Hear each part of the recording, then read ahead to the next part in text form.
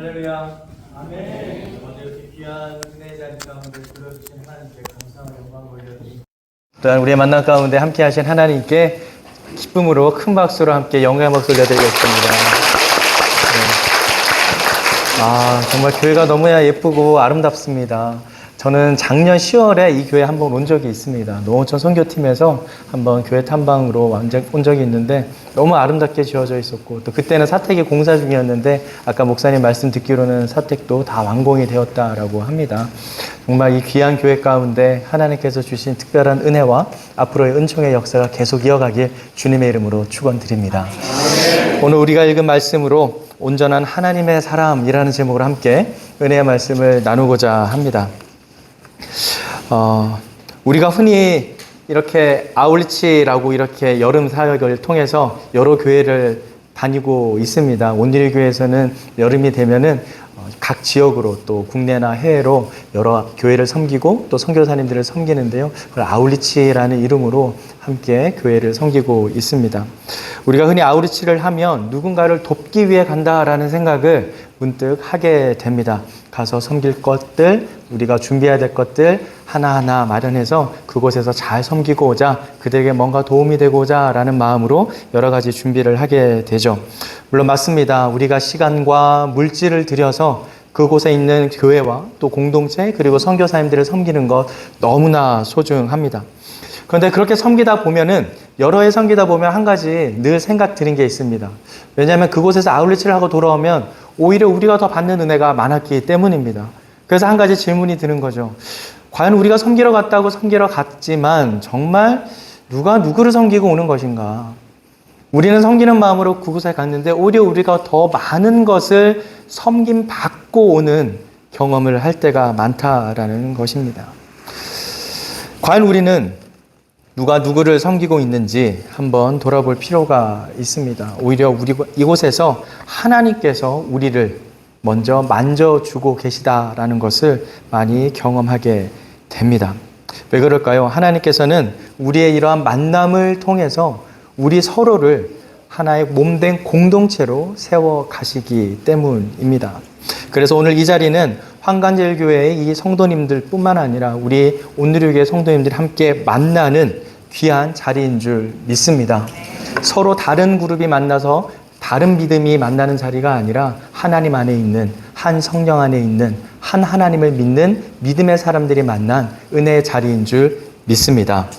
그리고 우리에게 하나님께서 물어보십니다. 그렇다면 과연 너희는 지금 어떤 사람으로, 어떤 하나님의 사람으로 살아가고 있는가? 우리는 어떤 사람으로 살아가고 있는가? 오늘 우리가 읽은 디모데후서 말씀은 사도 바울이 그의 생애 말년에 로마 감옥에 갇혀 있을 때 작성한 기록입니다. 그는 자신의 죽음이 가까이 왔다라는 것을 알고 있었습니다. 그래서 디모데후서 4장 6절에서는 이렇게 고백을 하는데요. 전제와 같이 내가 벌써 부어지고 나의 떠날 시각이 가까이 왔도다 라고 기록을 합니다. 바울은 자신이 떠날 때가 가까이 왔음을 알고 있었습니다.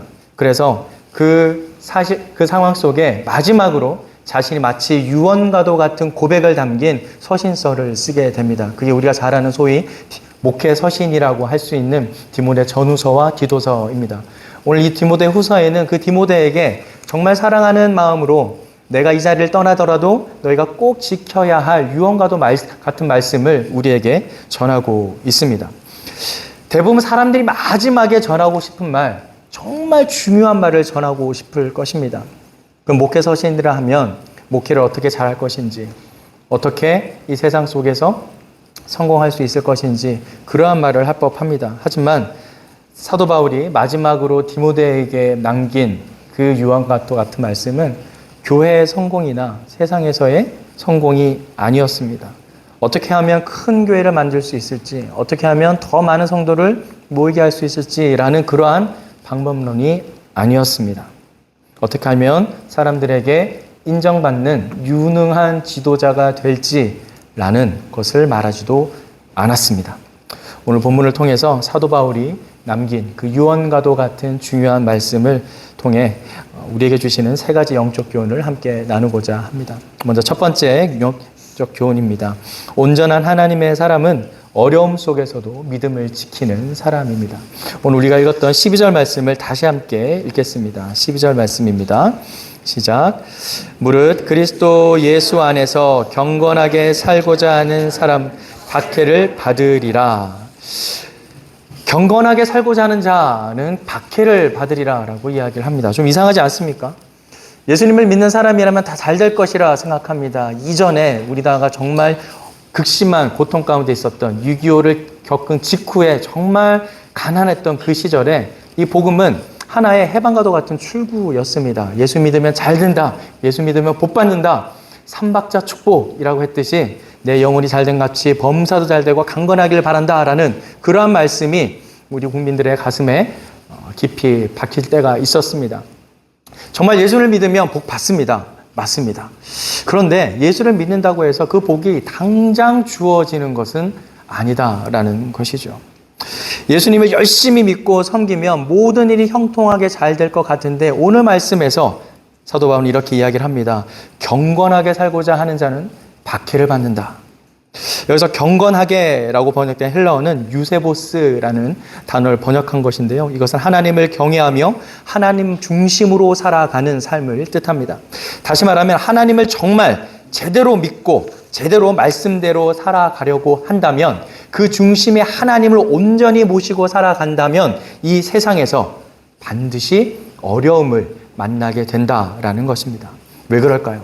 바로 세상 사람들이 살아가는 세상의 가치관과 하나님의 말씀대로 살아가고자 하는 우리 성경의 가치관이 서로 다르기 때문입니다. 세상은 높아지라고 합니다. 하지만 하나님의 말씀은 낮아지라고 합니다. 세상은 가지라고 합니다. 하지만 교회는 주라고 합니다. 그리고 세상은 원수를 갚으라고 합니다. 하지만 교회는 원수를 사랑하라 이야기를 합니다. 세상은 성공이 중요하다 이야기를 하지만 성경은 순종이 더 귀중한 가치다라고 이야기를 합니다.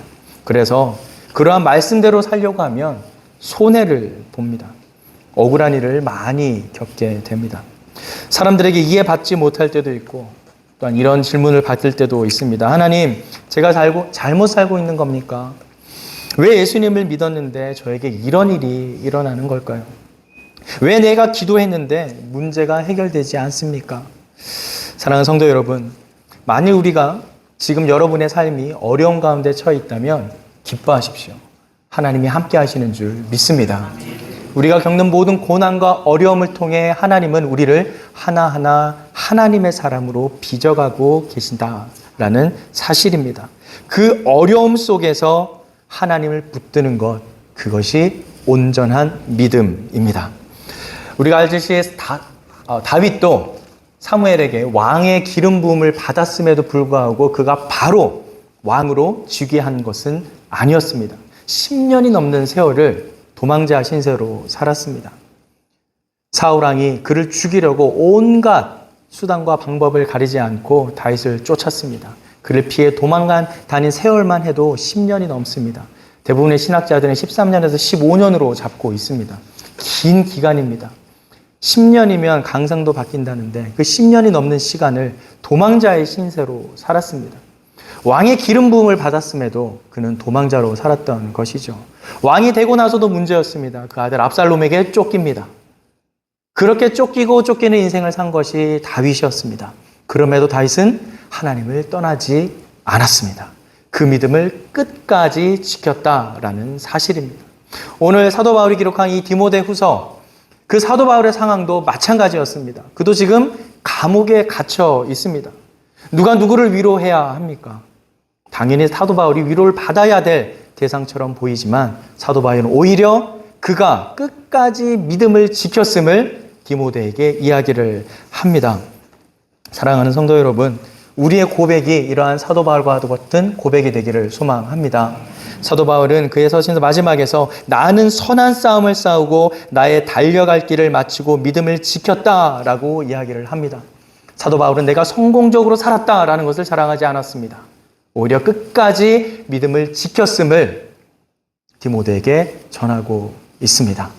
사랑하는 환관제의 성도 여러분, 그리고 온누리교회 성도 여러분, 우리의 성공이 아닌 믿음을 지키는 것이 우리의 삶의 전부가 되길 주님의 이름으로 축원드립니다. 분명 우리에게 많은 문제가 있을 수 있습니다. 가정의 문제, 직장의 문제, 자녀의 문제. 그럼에도 우리가 이곳에서 함께 모여 예배를 드리고 이웃 주민들을 섬기고 함께 하나님 나라를 꿈꾸는 그 이유가 무엇입니까? 바로 하나님께서 먼저 우리를 사랑하셨기 때문입니다. 그리고 그 사랑을 전하기 위해 우리는 그 은혜 받은 자로서 아까 우리가 찬양으로 고백했던 것처럼 그 은혜가 너무나 감사해서 이 자리에서 함께 예배드리고 그 사랑을 전하는 줄 믿습니다.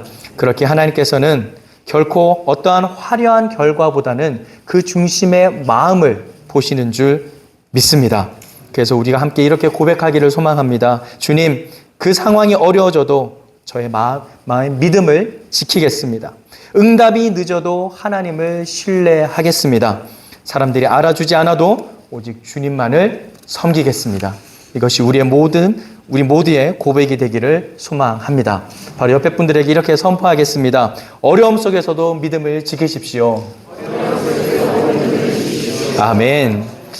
우리에게 주시는 두 번째 영적 교훈입니다. 온전한 하나님의 사람은 말씀 안에 머무는 사람입니다. 14절 말씀을 함께 읽겠습니다. 14절입니다. 시작. 그러나 너는 배우고 확신한 일에 거하라. 너는 내가 누구에게서 배운 것을 알며, 여기서 그러나 너는 배우고 확실한 일에 거하라 라고 이야기를 합니다. 아까 읽었던 12절 말씀에서 박해를 받는다 라고 하는데 그 어떤 박해인가 13절에 보면 악한 사람들과 속이는 자들은 더욱 악하여져서 속이기도 하고 속기도 한다 라고 이야기를 합니다. 서로 속이고 서로 나쁜 생각으로 서로를 음해한다라는 것이죠. 그러한 상황 속에 그러나라고 이야기를 합니다. 여기 그러나가 중요합니다.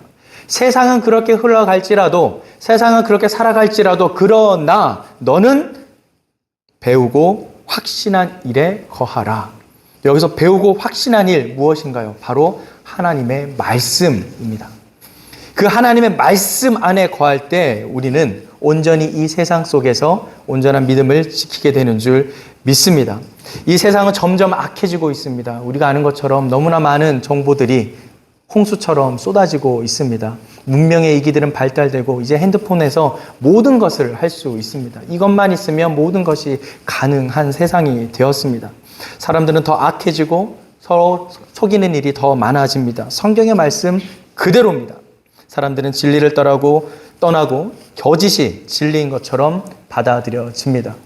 가치관이 흔들리고 그러한 상황 속에 사도 바울은 말합니다. 그러나 너는 세상이 어떻게 변하든 그러나 너는 사람들이 무엇이라고 말하든 그러나 너는 시대가 어디로 흘러가든 그러나 너는 배우고 확신한 것에 거하라.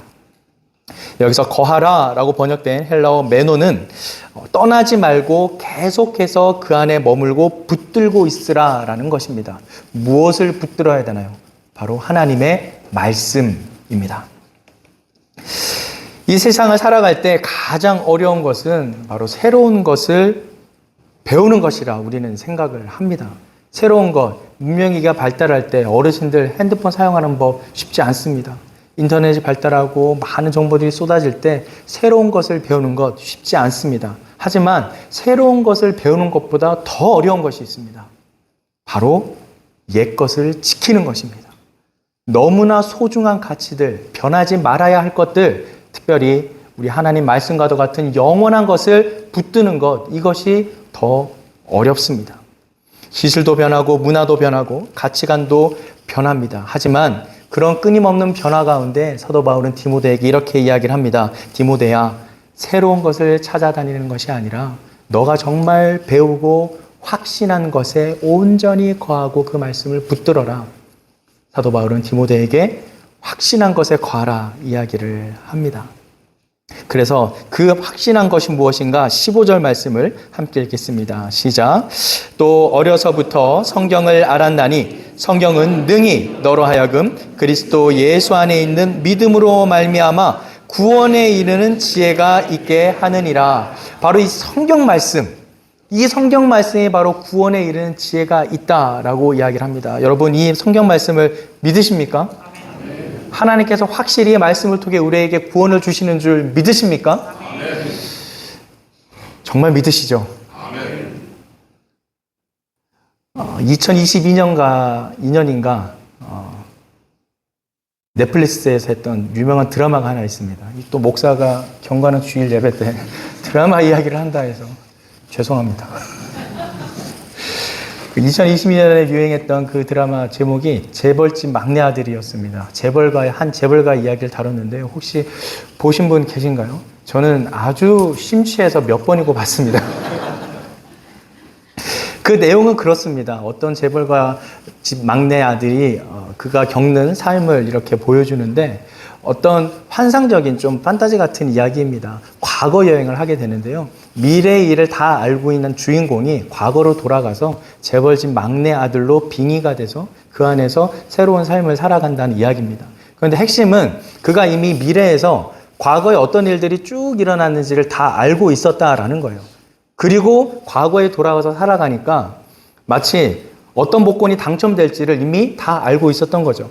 자기가 알고 있던 미래가 과거에도 똑같이 일어나는 것을 상황 속에 자라가면서 경험을 하게 됩니다. 대통령이 누가 당선이 될지, 월드컵에서 누가 어떻게 될지 이미 다 알고 있는 대로 결과가 진행됩니다. 그러다 보니까 그 주인공이 기가 막힌 행동을 하게 됩니다. 한 회사에서 프로젝트를 진행을 하는데 그 프로젝트에서 한국이 월드컵 16강에 진출하게 되면 어떻게 하고 8강에 진출하면 또 어떻게 하고 4강에 진출하면 어떻게 이런 프로젝트를 내게 됩니다. 자, 그 말을 들은 그 당시 사람들은 황당합니다. 말이 돼?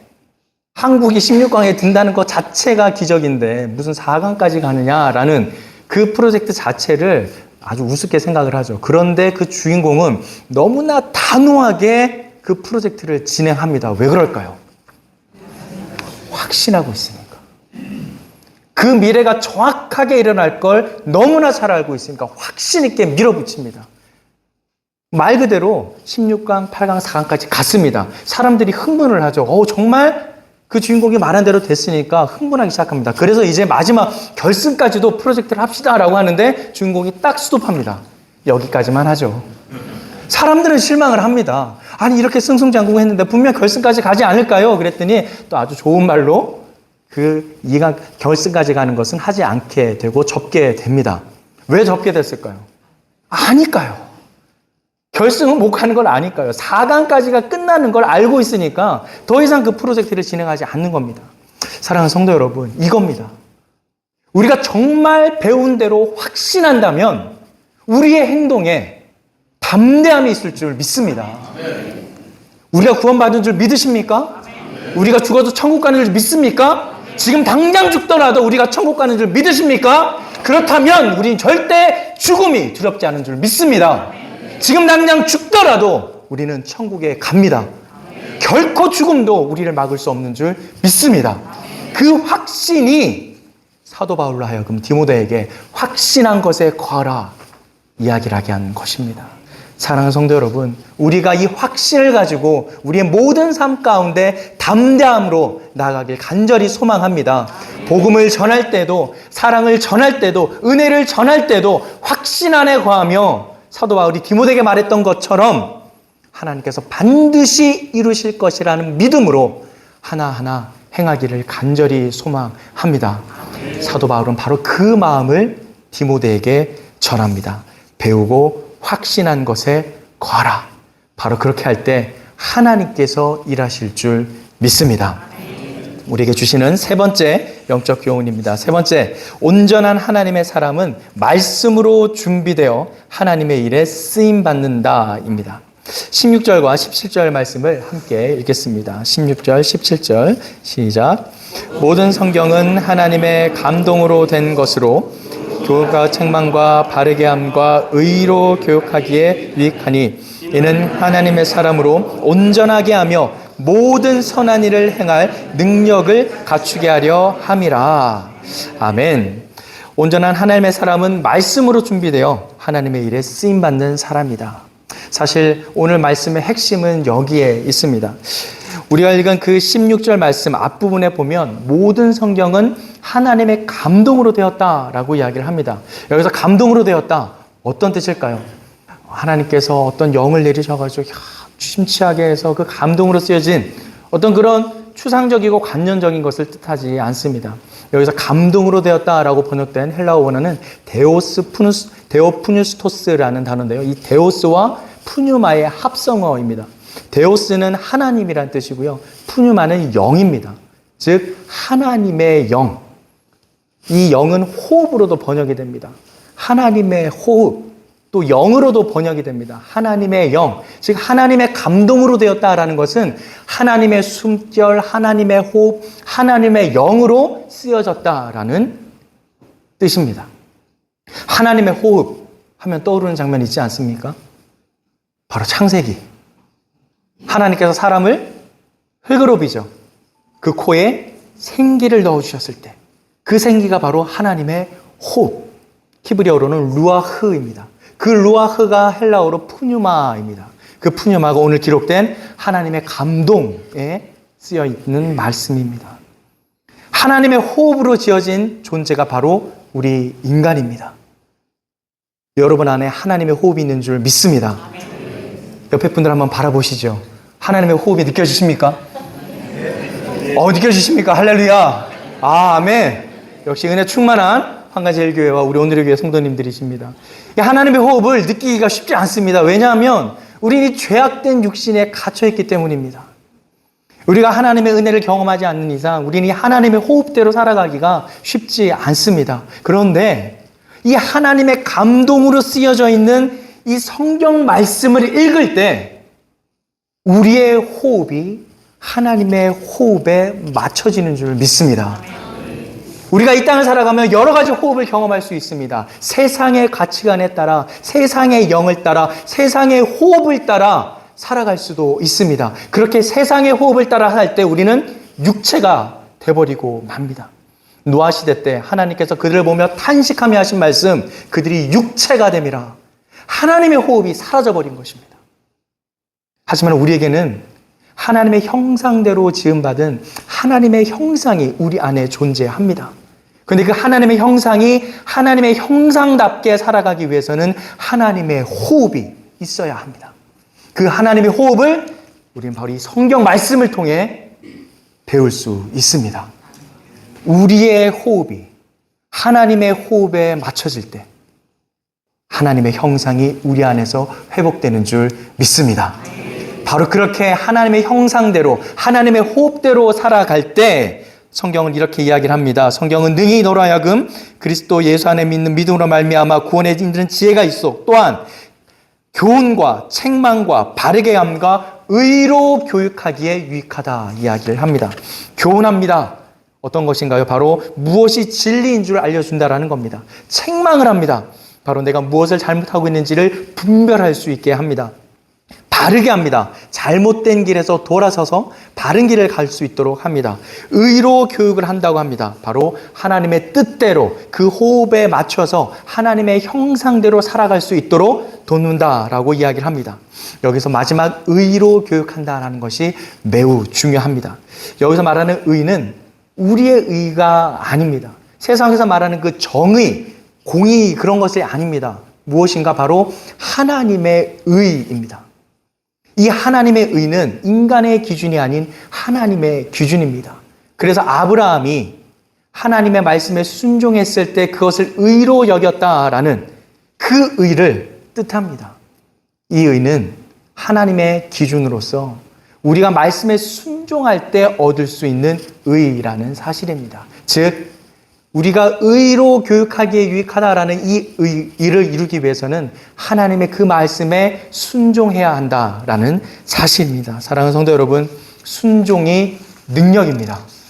우리가 순종할 때 우리는 이 순종을 통해 하나님의 의를 경험할 수 있게 됩니다. 그래서 우리의 역할은 그 일을 이루기 위해서 내가 전전긍긍하며 그 결과를 보기 위해 노력하는 것이 아니라 바로 그 말씀에 온전히 순종한 그 순종함에 머무는 것인 줄 믿습니다. 사도 바울은 고린도 3장에서 이렇게 이야기를 합니다. 나는 심었고 아볼로는 물을 주었으되 오직 하나님께서 자라나게 하셨나니. 우리는 무언가 일을 할 때 내가 이만큼 노력했으니 당연히 이러한 결과가 나타나야 되는 거 아니야? 내가 이렇게 씨를 뿌렸으니 당연한 이러한 열매는 맺혀야지 라는 생각을 하게 됩니다. 자연스러운 아주 자본주의적인 발상이라고 할 수 있습니다. 세상에서는 그렇게 생각할 수 있습니다. 노력한 대로 뿌린 대로 거둘 수 있다. 하지만 요즘 세상도 노력한 대로 뿌린 대로 거두기가 힘들죠. 중요한 것은 나의 노력으로 말미암아 이룬 결과가 아니라 우리는 온전히 순종할 때 하나님께서 열매를 거두신다라는 사실입니다. 우리가 아울리치를 오고 또한 전도를 하면서 다른 사람들에게 우리의 것을 전할 때 우리는 당장 그 결과가 나타나야 될 것 같습니다. 당장 그 사람이 회심해야 될 것 같습니다. 당장 내 복음 전하는 소식을 듣고 그가 교회에 오기를 원합니다. 하지만 기억하십시오. 그것은 나의 의가 될 수 있다라는 사실입니다. 하나님의 의는 하나님의 때에 온전히 이루어지는 줄 믿습니다. 그러게 사도 바울이 말했던 것처럼 나는 심었고 아볼로는 물을 주었을 때 오직 하나님께서 자라나게 하셨으니 이 고백이 우리 모두의 고백이 되기를 소망합니다. 아울리치에 오신 우리 모든 다윗다락방 성도 여러분, 이곳에서 마음껏 뿌리고 마음껏 심으시길 바랍니다. 그리고 그 결과는 하나님께 온전히 맡기십시오. 나의 의가 아닌 우리가 찬양했던 것처럼 하나님의 은혜로 말미암는 하나님의 의가 나타나기를 간절히 소망합니다. 또한 한간제일교회에 있는 모든 성도 여러분, 이 하나님의 의를 이루기 위해서 온전히 말씀에 순종하기를 간절히 축원드립니다. 우리가 온전히 그 말씀 안에 순종할 때 하나님께서는 반드시 하나님의 때에 하나님의 의를 이루어 하나님의 열매를 거두실 줄 믿습니다. 중요한 것은 여기서 이제 온전하게 된다라는 것인데 하나님의 사람으로 온전하게 하여 모든 선한 일을 행할 능력을 갖추게 한다라는 겁니다. 이 갖추게 한다는 건 무엇입니까? 이제 우리가 준비된 자로서 선다라는 겁니다. 이 온전하게라고 해석된 헬라어 아르티오스는 필요한 것을 모두 갖추어 준비된 상태를 뜻합니다. 지금 우리 모두는 말씀에 순종할 때 이 온전한 준비된 상태에 이르게 되는 줄 믿습니다. 바로 그때 하나님께서는 선한 능력을 우리를 통해서 행하시게 된다라는 사실입니다. 하나님께서는 우리를 구원하시고 그냥 끝내시는 분이 아닙니다. 구원하신 사람을 훈련하시고 또 그 훈련시킨 사람을 또 준비시키시고 준비시키신 사람을 세상으로 보내십니다. 그렇게 보내서 온 우리가 하나님의 도구로 쓰임을 받게 됩니다. 사랑하는 성도 여러분, 이것이 바로 교회의 모습인 줄 믿습니다. 교회는 단순히 건물이 아닌 한 사람 한 사람이 하나님의 온전한 준비된 사람으로서 세워지며 하나님의 복을 전하는 통로가 되는 것입니다. 말씀을 맺도록 하겠습니다. 사랑하는 황간제일교회 성도 여러분, 그리고 다윗다락방 성도 여러분, 오늘 말씀을 통해 우리는 세 가지 말씀을 들었습니다. 첫 번째, 온전한 하나님의 사람은 어려움 속에서도 믿음을 지키는 사람입니다. 두 번째, 온전한 하나님의 사람은 말씀 안에 머무는 사람입니다. 마지막 세 번째, 온전한 하나님의 사람은 말씀으로 준비되어 하나님의 일에 쓰임받는 사람입니다. 우리 이번 아울리치가 또한 우리의 삶이 단지 우리가 무엇을 했느냐로 결과지어진 것이 아니라 더 중요한 하나님께서 우리 안에서 무엇을 행했느냐로 나타나는 시간이 되기를 간절히 소망합니다. 이 만남을 통해 우리의 모든 섬김이 하나님께 영광 올려드리는 사역이 되기를 간절히 소망합니다. 우리의 신앙생활이 단지 오래된 시간으로 말미암아 만족되는 것이 아니라 정말 우리가 갖고 있는 직분과 어떤 역할로 만족되는 것이 아니라 진정 하나님의 온전한 사람으로 날마다 빚어가는 데 있기를 간절히 소망합니다. 그래서 어떤 어려움이 찾아오더라도 그 믿음을 지키고 또한 세상이 변하더라도 말씀 안에 온전히 머물며 하나님께서 어디로 보내시든 그곳에서 쓰임을 받는 사람, 그러한 사람이 바로 저와 여러분들이 되기를 간절히 소망합니다. 한번 옆에 분들에게 이렇게 선포하겠습니다. 당신은 하나님의 온전한 사람입니다. 아멘. 바로 그 믿음으로 우리의 모든 선한 싸움을 싸우고 우리의 달려갈 길을 마치고 믿음으로 지켰다라는 고백을 하는 저와 여러분의 삶이 되길 주님의 이름으로 축원드립니다. 기도하겠습니다.